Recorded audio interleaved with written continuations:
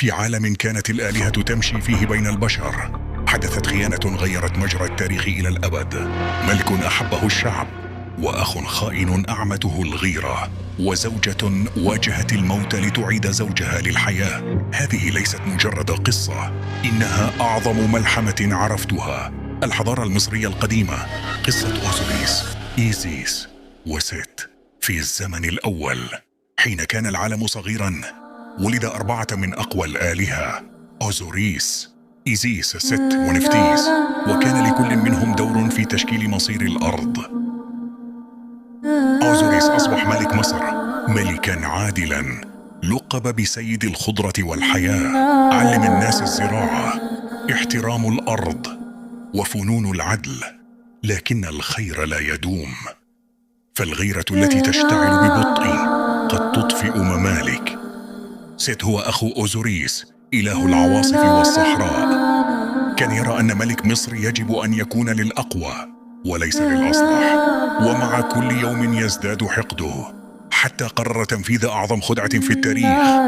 في يوم الاحتفال بفيضان النيل، صنع 6 تابوتاً فخماً من الذهب والأرز، وأعلن أمام الحاضرين: من يناسبه هذا التابوت سيكون ملكه. يا واحداً تلو الآخر حاول الناس، لكن التابوت لم يناسب أحداً، حتى دخل أوزوريس واسترخى داخله مبتسماً أمام دهشة الجميع.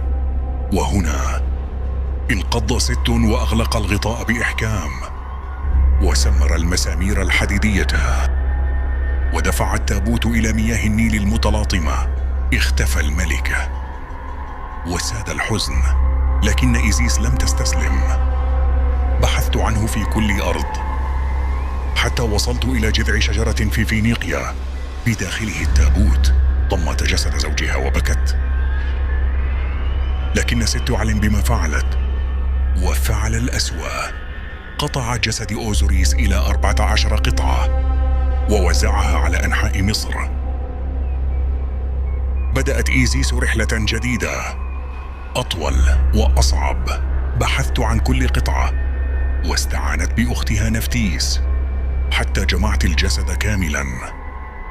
وبأقوى طقوس السحر، أعادت إيزيس أوزوريس للحياة للحظات قليلة. ولدت منها تلك اللحظات طفلاً سيغير ميزان القوة. حورس، ابن النور وابن الانتقام. كبر حورس وهو يسمع قصة والده، فأقسم لن يهدأ له بال حتى يستعيد عرش مصر ويهزم ست. اندلعت